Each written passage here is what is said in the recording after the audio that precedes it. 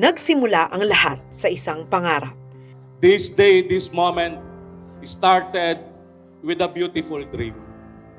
Nung tayo po ay nanungkulan bilang alkalde ng ating bayan, nangarap po tayo na magkaroon ng isang ganitong klaseng pasilidad, healthcare facility, or matatawag nating sa Kapampangan Ospital.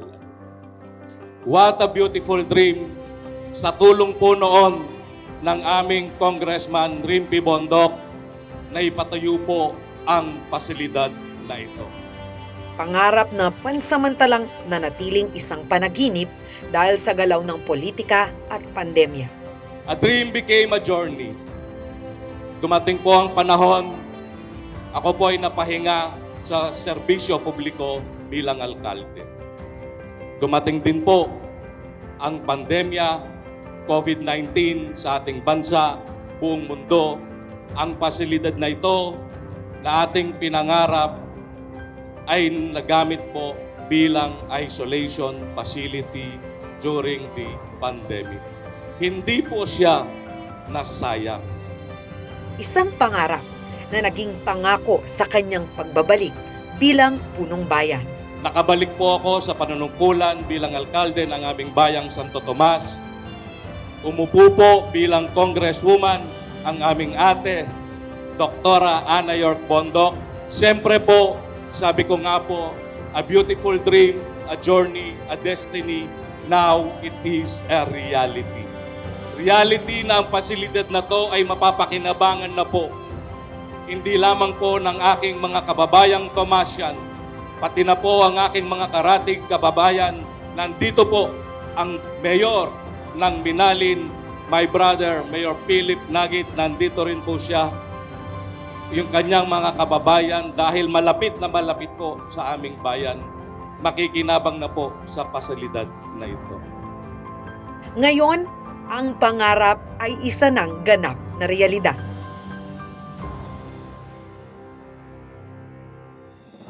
Sa bayan ng Santo Tomas, naitayo ang Jose B. Lingad Memorial General Hospital Ambulatory Surgical and Multi-Specialty Center.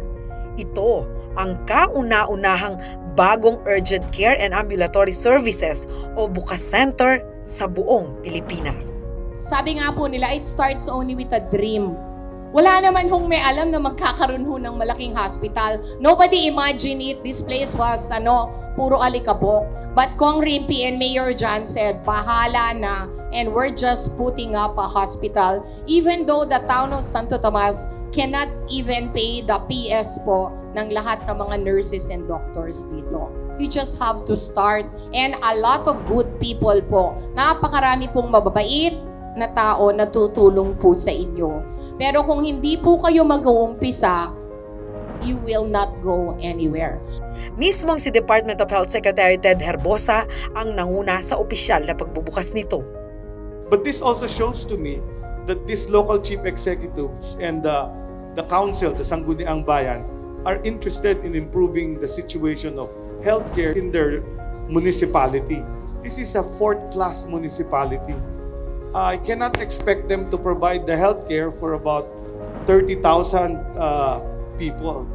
But the national government has to partner with them. Kailangan makipartner kami. Ang Bukas Center, ang dating Santo Tomas Community Hospital, upang maging mas matatag, mas malaki, at mas moderno, ay idinonate ng lokal na pamahalaan ang 47 million pesos na building at nasa 6,000 square meters na lote sa JBL Memorial General Hospital para maging extension nito. Nagbigay din ng karagdagang 2 hektarya ang munisipyo para mapagtayuan pa ng karagdagang 2-story building. As we inaugurate this new facility, I urge us all to reaffirm our commitment to providing compassionate and quality health care to the community. Bilang isang ambulatory center ng JBL-MGH, dito gagawin ang mga minor surgeries gaya ng pagtanggal ng bukol, cataract operation at iba pang medical procedures na hindi na kailangang ma-confine ang pasyente. Magsisilbi itong isang outpatient facility kung saan maaaring magpa-check-up, laboratory at ultrasound. Mayroon ding ophthalmology, dental, orthopedic, ENT at iba pang general ambulatory surgeries.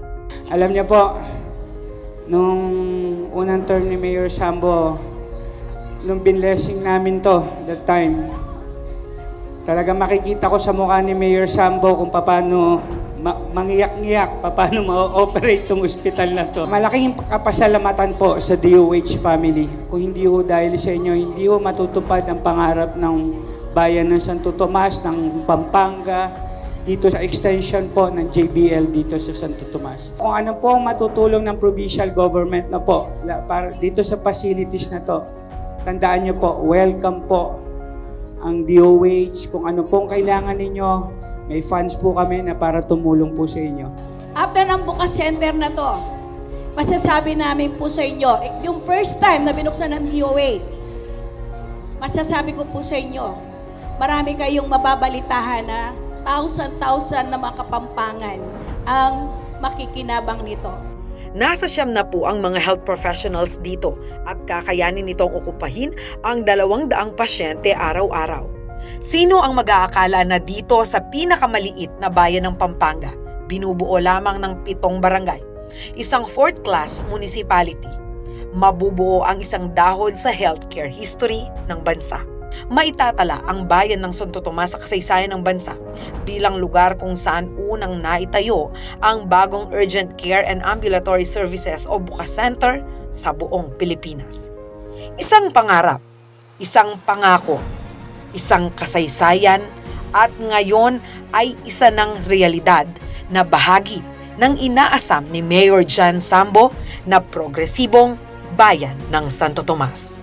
There's always a room for improvement. Kaya nga ho tayo nag-donate na kaagad ng another 2 hectares sa national government, sa JBL, no? Para lalo pang gumanda ang pangkalusugan natin, ang healthcare natin.